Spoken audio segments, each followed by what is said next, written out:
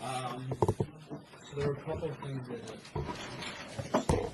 so the Midrash seems to Louder. The Midrash cites an example that is non-metaphorical, namely the behemoth that has a moment is hustle, but then it cites, instead of saying, humans are exempt from that. No, they're not actually. A broken heart is actually very metaphorical. So that's interesting that it's kind of like because this mismatch. It's not a very good match over there. Tying that into the responsa that we looked at. So Shevet HaLevi seems to be very, very stringent in a lot of things, especially in this. There's no room for cool over here.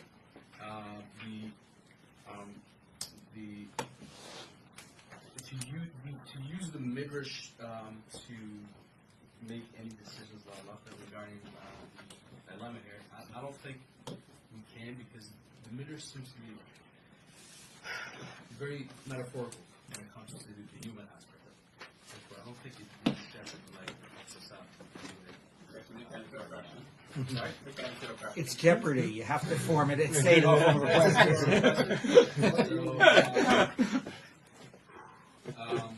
It's possible to use even though by definition the nimshal is not literally physical mum, it's some sort of other metaphorical. So I'm thinking the midrash is it possible? Well, you're asking a question, I'm saying no. That's not good. You can't. The midrash really doesn't seem to be saying anything other than this if you ask the midrash, I'm pretty sure this one is either Babas or no. Okay, so let me try again. So maybe Joe's question could be it seems clear to Joe that it would be illegitimate or everything else. But I was down to you for all of it. For purposes, do you agree? Yeah. Well, I think it's a good opportunity to talk in general about the use of Agadah and Midrash in halacha. I mean, there's been a famous debate of articles between Chaim Soloveitchik and Hartman, right? David Hartman? Emil Hartman? And about the Eretz Shmad? No, but it was about the point he made about the whole issue about the midrash. There's a midrash about the whole question is about can you have optional Yehareg Vayam? Yeah, was it? Yeah. No, but it's about the midrash. Okay.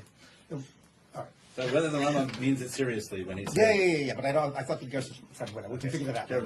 Okay. Sorry. Anyway. So the Rambam basically says that either you there's no middle ground. You either have a chiyuv to give up your life, or it's completely also to give up your life, and to do so would be essentially a form of suicide and completely forbidden.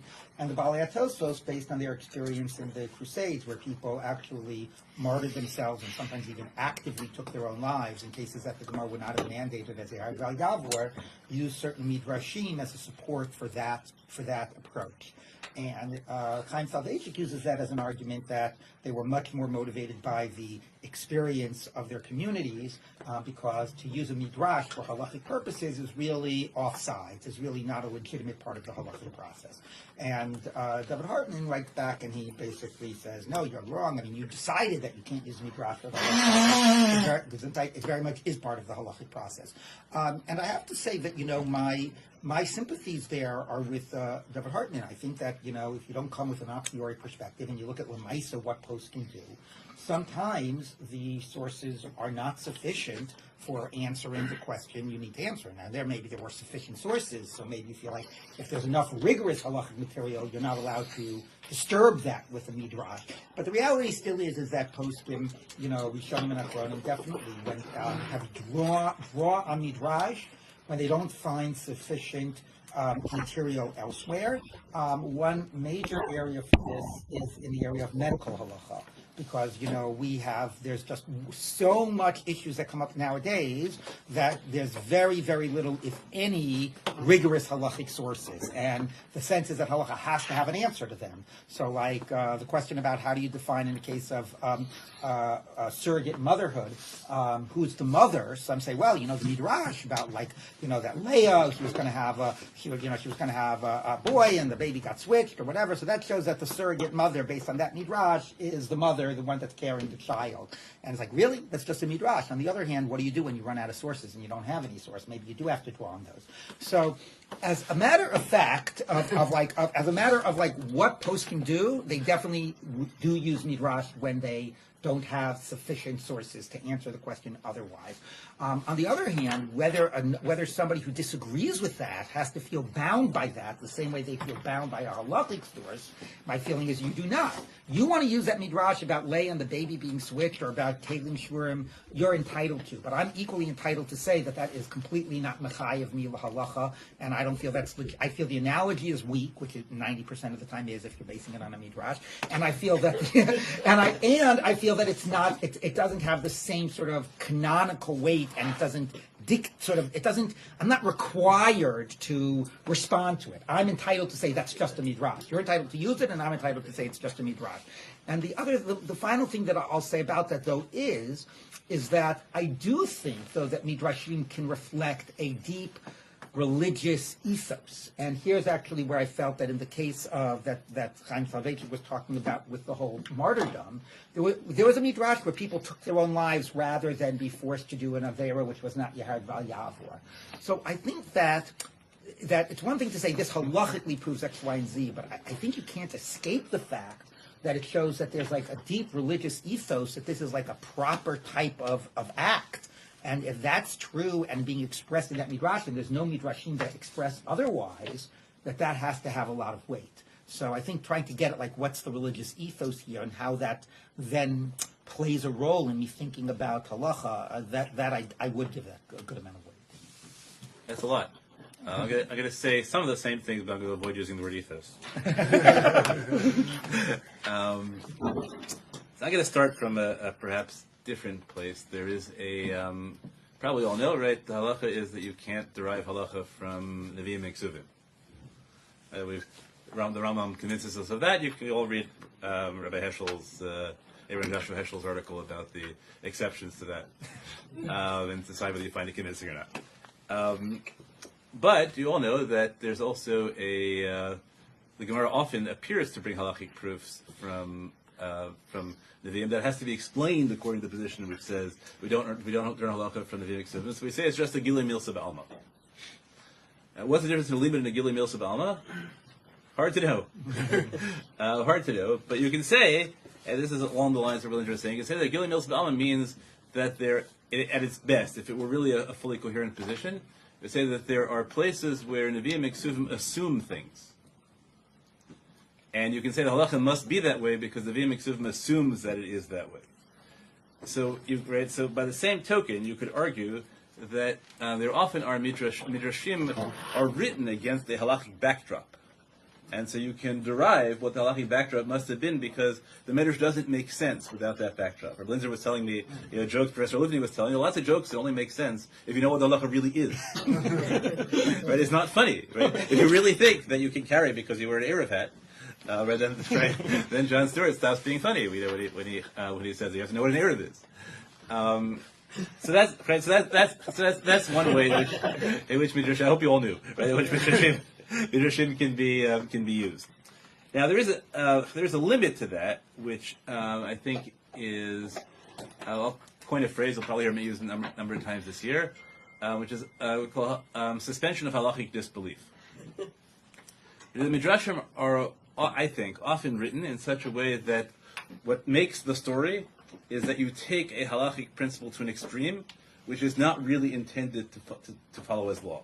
For example, it's better for a person to throw themselves into a fiery furnace than to humiliate someone else in public.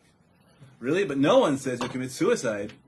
Right? It's Yahweh means let them kill you, but throwing yourself into a fiery furnace, right? That's suicide. So it can't be that's really the case. Yet that medrash is quoted halakha by Rabbeinu Yonah. I think, right, and by other people, right? I think that risks a category error because the whole point of that midrash is to take something and extend it beyond its normal things. I think that's the one of the cautions you have to follow in midrash is that sometimes the whole point of the midrash is to stretch the halacha. That might be a case with this midrash.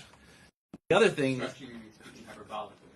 Yeah, no, the whole point of the midrash is to say it's as if the halacha were this way, as opposed to this is the halacha. Right. No, I mean, it should never go Right. Okay. Now I think Arelis is entirely right that, of course, right that obviously midrashim get used more in cases where there are apparent gaps in halacha, and we'll talk at some other point about to what extent we're allowed to famous machloket about whether there are real gaps in halacha or only perceived gaps in halacha. I think that the deeper issue that he raised, which we talked about last week, which we'll probably talk about a lot, is what it means to say that I can reject a source because it's agada. And so what does it mean, right? So I paskin halacha one way, or Belinzer says, but your medrash is poor, and therefore I'm not bound by it, and that's different than if you thought my halachic source were poor. Right? So I think that really requires expansion. Like why? Or even I think your medrash is good. I could say it's just a medrash. I don't feel bound by using medrash as a halachic source. You're entitled to do it, but I don't have to feel bound by that.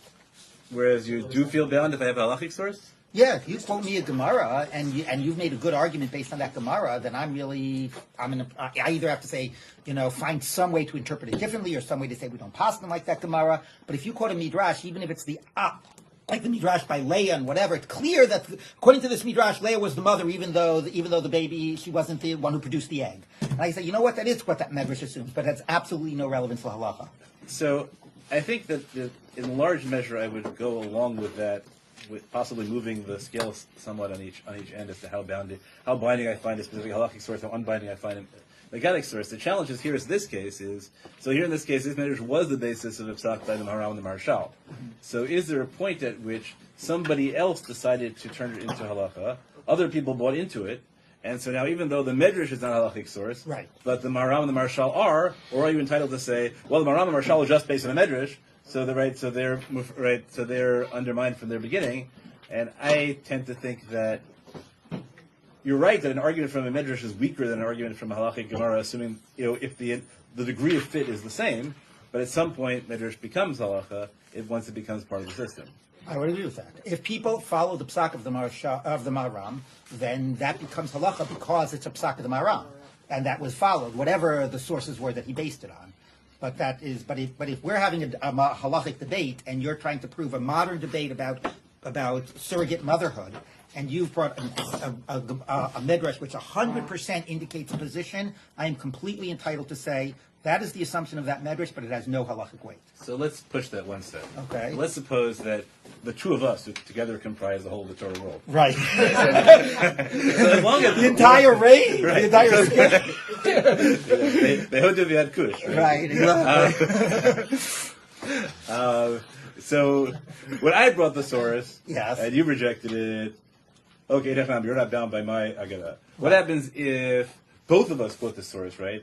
So now everyone, right? Does that mean everyone in the world is bound, or can everyone? Is it not binding on anybody? That gets us to a completely different question about, first of all, in this hypothetical, are we the Gedolei Hador? Or exactly are we in this hypothetical? But once we comprise amongst ourselves the whole of the entirety of Torah knowledge. Yes, once psak is accepted by community or accepted by other poskim and gets traction, then the fact that it came from poskim who used things as halachic sources, which was not illegitimate, could have been rejected, but it was a legitimate move. Then yes, then that psak, then yes, and then it does become halacha. Okay. Yeah. So once again, we're in agreement. Okay. You're all bound now. I had a follow-up about that because, right? It's yeah. So part of it was you were talking about like midrashim in which there are gaps in halacha or whatever we want to call it. But here it seems that there's not a gap in halacha per se. But the halacha presented seems, or the reasonable way to understand the halacha, which is that someone with a broken leg can't duchen, does not seem to fit with what we want to paskin. So we find this midrash that says, oh no, it seems that maybe it is okay. Like, No, this case is the opposite. This case is there's no halachic evidence that would disqualify somebody like this. Well, it depends. For Shliach Tzibur, This, there's no evidence this to midrash is used for shliach tzibur. Oh, it's just tzibur. Okay, Yeah, fine. that's why it was used by the Maharam. So to use it as that, if there's no halachic evidence against it, you want to raise a religious concern that it's not like it's a Baal Nom, so the response is a different religious response, not a halachic response of this. If you wanted to bring it in for Cohen, right, then it would be reversed. Yes, yeah.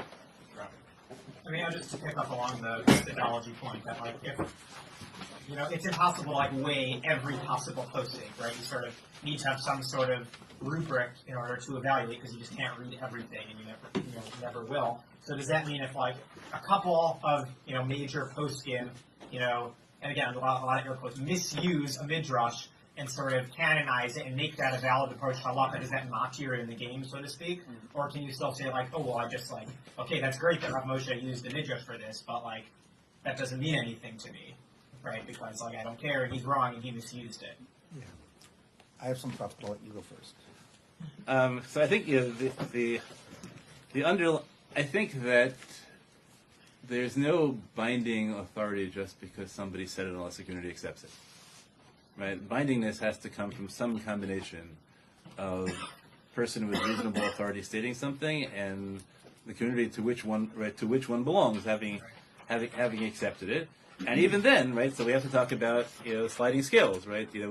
Who at what level has the right to reject what? The more people find it intuitively compelling that this is right. I think the question we're evading to some extent, and not necessarily illegitimately, is to what extent does the medrash matter at all?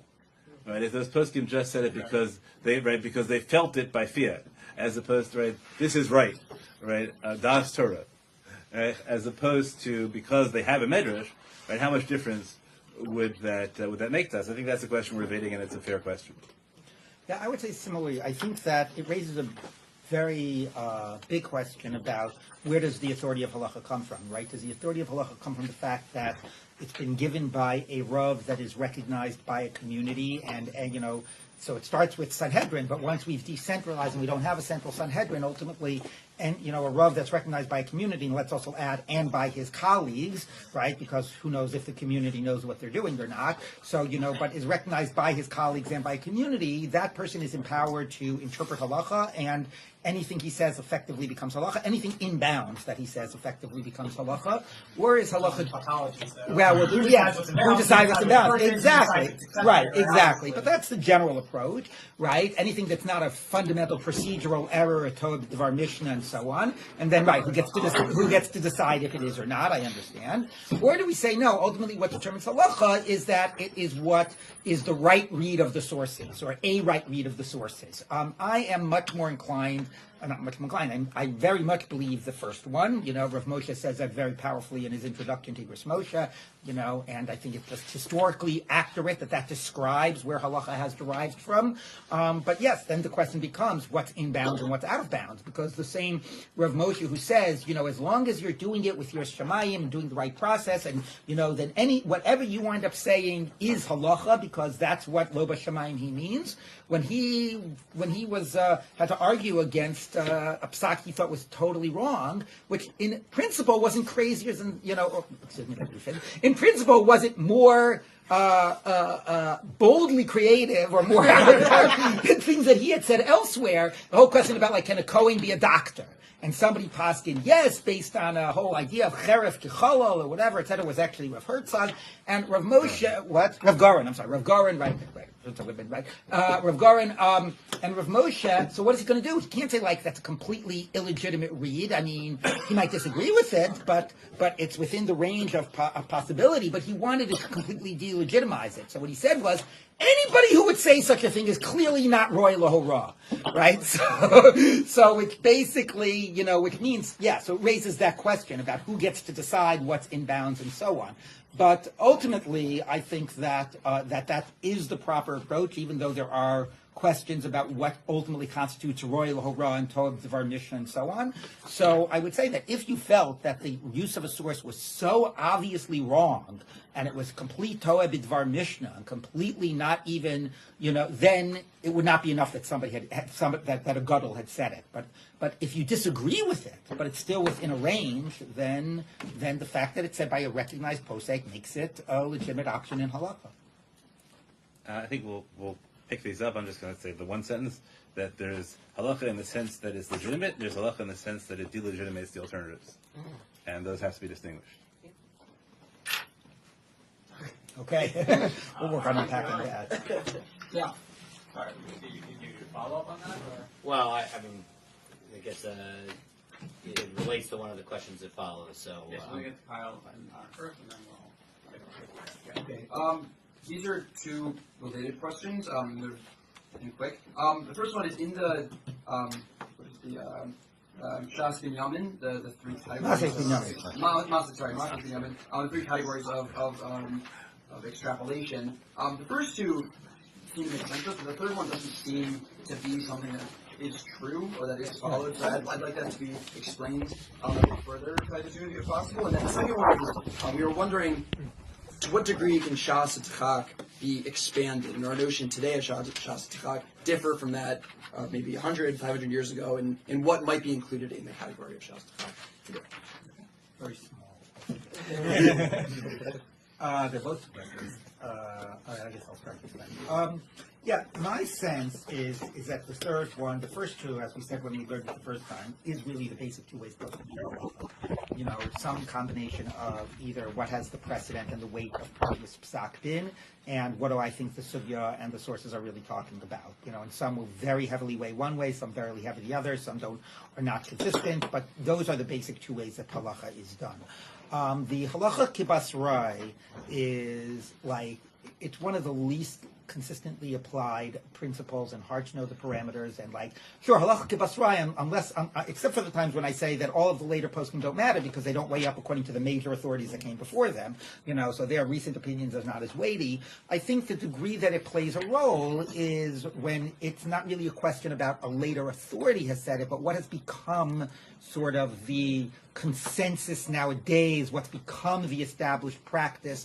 But even there, I wouldn't give it too much weight, because I feel that boxes you into a way in which a orthodoxy develops that is not true to the ultimate multiplicity of sources and the multiple voices. One thing that occurs to me is, attitudes towards abortion. Right. So nowadays, if you tell somebody that there's according to some poskim, it's abortion. There's a lot of heterim for abortion. They, oh, what are you talking about? That's a crazy. I mean, I've heard people say this. That's crazy. And we all know that the basic position is that it's ritzicha, whatever. It's only a crazy position of the Tzitz Eliezer. Now that idea developed because Rav Moshe completely changed the rules of the game. Until Rav Moshe, it was and there was reasons for that, attitudes of whatever, the proliferation of abortion and concern about there's a whole lot of reasons why. But until Rav Moshe, when abortion was rarer in society, the opinions were much that there were a lot of based on development and based on the reasons. There was a lot more possibility. Now there's a perception that those are crazy opinions, and that the real opinion is that it's always usher. So I would feel that if we were to go by that perceived reality or that perceived consensus, that it would be very harmful for the ultimate flexibility within halacha.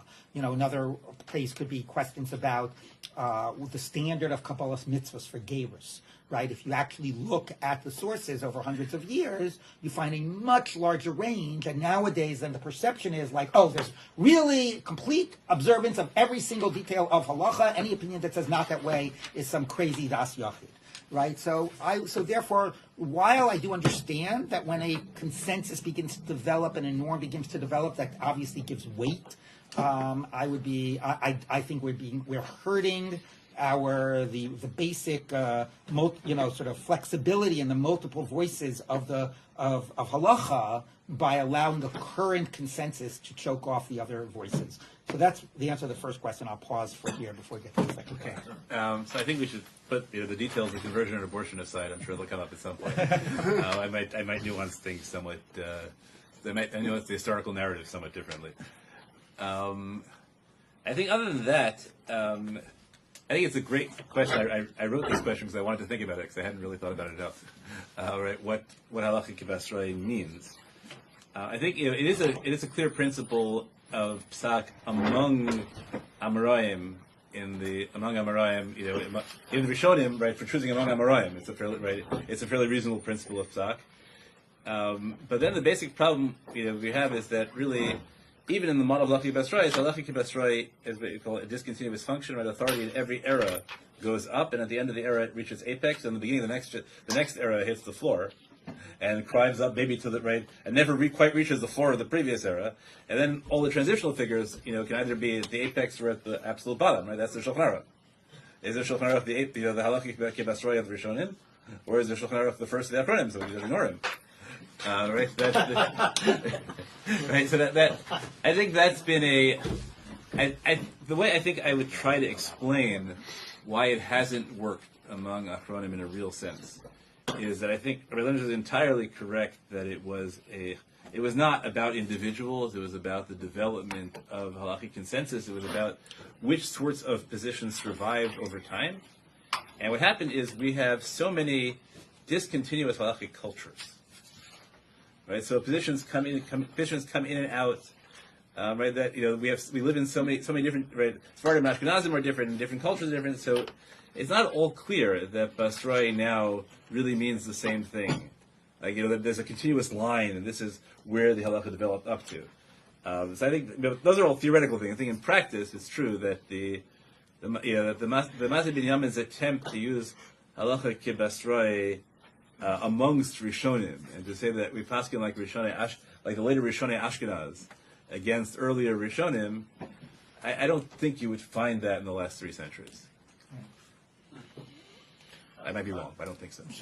Yeah, that's I think too broad of a question. I mean, I would say that Shas HaTchak definitely is by its very nature sort of contextual. If you're a poor person, right, having to throw out something worth $1 is a Shas HaTchak. If you're a rich person, it's not. Erev Shabbos is a Shas HaTchak. I mean, so.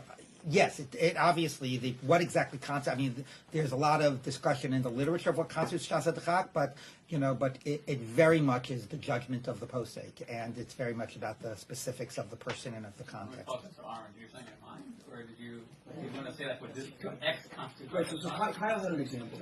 I was thinking specifically around things to do with minyan. I think there was a time in American Orthodoxy where the idea that if you have 10 men, that you could use certain leniencies to get a minyan and trust in that. You mean like like a katan holding a Sefer Torah? Yeah. 9 men. Right, Which 9 men. Nowadays, I have a sense, at least, that if you went to a posting and said, I'm going on vacation with my family, and we're only going to have 9 men, can we use this leniency? The answer would be, well, go on vacation somewhere else. Mm-hmm. As opposed to yes, you can use the leniency. Or I feel there was a time right. where that might have been different. Right. About that change, how do we do it now, how do we do then, and how far we can still expand it. So let's use that case study then. Yeah, I mean, I'll just say briefly that I think there are 2 things going on there. One you alluded to, one you didn't. The one you alluded to is that if you're in a small community that is always struggling to get a minyan, I mean, that's a very different Shas HaTchak. Then you won't have a minyan for a particular holiday where maybe you have enough money that you can go ahead and choose to get a holiday elsewhere, or you live without a minyan for the week you're away on holiday. And it's a different than a community that's always struggling and that by its very nature is very small. And even if it's tries to, it's not just a problem of motivating people. Why should we be making motivate people to turn out? Maybe the whole community consists of 9 adult men, which has happened in the past. So there's on the flip side of that, of course, is that then you make it a regular thing, which is at Shas HaTchak we like to make more ad hoc exceptions rather than ongoing policy issues. So that's the circumstances have changed. Attitudes towards Shas HaTchak haven't. It's just a question of circumstances. But the other thing which you didn't mention, which I very much believe is in this particular case is given all the things that have happened are around the whole issue about women and women's participation and women counting to a minion, and there's a position in the Rishonim that a woman can count as the 10th. You know, now you start letting a woman count as the 10th, and we're going to whatever, all those types. I cannot help but believe that that's in the back of people's minds, and therefore, and that doesn't mean it's less of a shas chak when you're away on vacation. It just means that there are counterbalancing values or policy concerns or whatever that people are not willing to be to respond to that shas chak because of other types of implications. So yeah, those things change over time and based on circumstances. So I grew up as the kid holding a chumash in family minyanim in Borough Park. So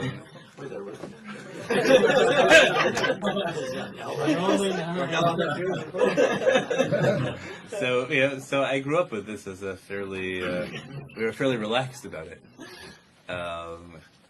And interesting, right? Interesting. I don't know the extent to which in Hasidic communities it's still, right? It's changed as much, right? It's changed as much as it has in modern Orthodoxy. I think Rabbi Linzer's explanation of why might be correct. It might just be like lots of things. Certain opinions gain preference and lose. And might be that a really popular book came out and change people's perceptions of whether this was a standard position or an unusual position. I think the broad issue that we should just mention is shas chak is a discretionary category. Discretionary categories require trust. The more people say, well, everything's okay with shas chak, so all I have to do is call it a shas chak, and then you can't yell at me for relying on shitas yachid, right? So the more that is perceived as something that happens in a culture, the more other poskim will try and define shas chak as narrowly as possible to prevent that, because ultimately it's just a discretionary category, right? So I tend to think that more than women specifically, which I don't think really worries Haredi communities very much if this change has really happened that way. I wouldn't be surprised that it's more allowed in Haredi communities. It wouldn't surprise me, but I would tend to think that. But I would think in modern Orthodoxy also, it's there's a fear which we could discuss whether it's well rooted or not, that people will use shas chak in ways that other poskim find really wrong, and since it's a discretionary category and you can't bring rayas really about it, so they end up just narrowing all use of shas chak in the attempt to try and make it clear to people that the look and feel of that doesn't match the way we paskin nowadays. David, you had Yeah, I mean, I wanted to go back to the previous question, although I guess it could be related to the shas chak question too. But in terms of the Shvus Yaakov, the fact that it's rejected by all other achronim, and it touches on the issue of halacha kibbutz rai, in the sense that as Rabbi Clapper, you were suggesting that there's like if one sees a movement, right, where everybody. So, I mean, it seems like both of you, I guess, at least rely on to some degree on the Shvus Yaakov in the way you were approaching it. So, I mean, I find that somewhat problematic, right? Meaning, if everybody's rejecting that approach, and we see a trajectory that moves towards that rejection, to then, why is it seems very grasping at straws. But that's more a question to me because Rabbi Clapper basically said he's not relying on the Shvus Yaakov. This is about a Kohen, whatever. He says but he can make a new argument that isn't the sort of the relying. So I was putting out there. Right, so fine, but even not so, right? So, but still, you have this movement, right? So I mean, the question is sort of. So what I would respond to that. Right. So to respond is that I don't agree with the characterization, and I would say that in general we have to be prepared to challenge characterizations of what is the consensus. Very often people talk within their own little community. Oh, the consensus of poskim is, the consensus of what it means, Ashkenazi poskim, or my rabbi and the 5 rabbis in my community, or the poskim that are quoted in the Pischei Tshuva, and that's that is not the whole world of Shak. It's not the Sephardi world, it's not the Hasidic world, it's not the poskim that didn't make it to the Pischei Tshuva, but maybe had a lot of say, in their communities and so on. And here actually, interestingly, with the Shvus Yaakov, actually the Shari Tshuva, which is the Pisrei Tshuva on Or Chaim, quotes the Shvus Yaakov. He quotes the opposing position, but he sort of puts them equal. The Shvus Yaakov says this, and so says he's wrong. So there's two opinions if you just read it that way. So I think that the characterization that it's all rejected is really more because Rabbi Clapper feels, and maybe others feel, it was based on such a bad argument of the sources. Clearly, he's rejected. I don't know. Clearly, he's rejected based on what? How do you know? Like, even if I went by normally how we wind up canonizing our view of what the poskim say, which has a lot to do with the printing press and what's printed on the daf and so on, both of them are equally presented. I'm basing his rejection on the fact that it says is rejected by all. I know. I am saying that I challenge Rabbi Clapper's characterization, which I think was partly informed by the fact that he thinks that it's a very weak argument, and that's a different question. If I think it's a weak argument, can I rely on it anyway if it's said by a major posek? And that's sort of how I presented it. But to say, can I say it if it's completely rejected, I challenge that characterization. And the bigger methodological point that I encourage all of you is that we are so influenced by the printed page, and now the printed page has grown, but we're still so influenced by Bar Ilan, and that if that's what I see through this lens, that tells me what the consensus of poskim is.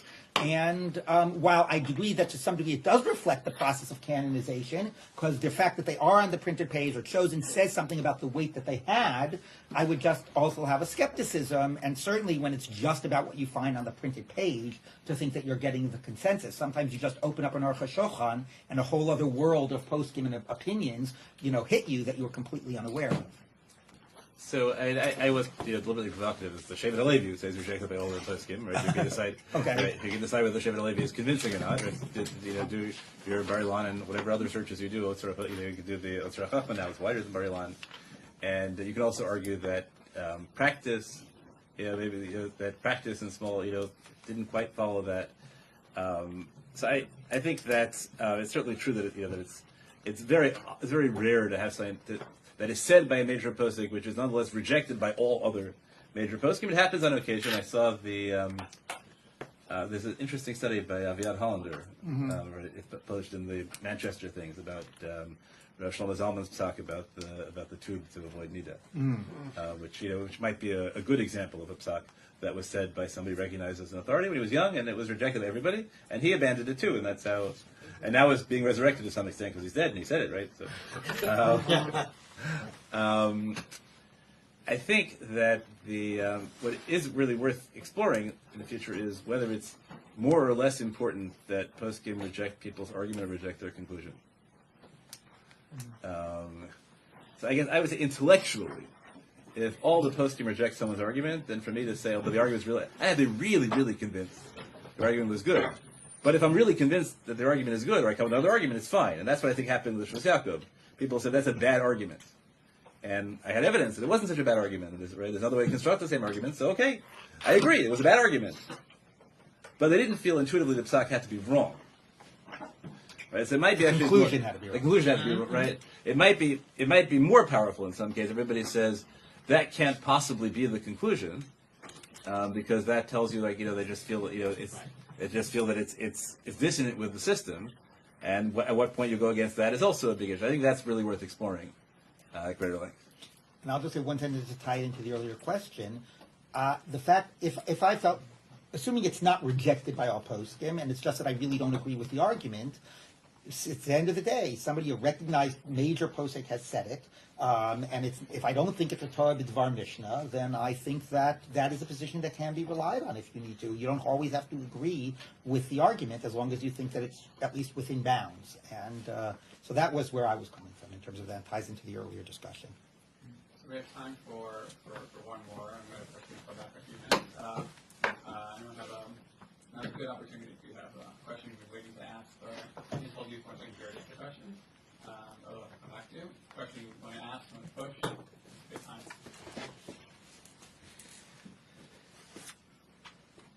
Okay, so so I'm interested specifically about the Shvu Yaakov.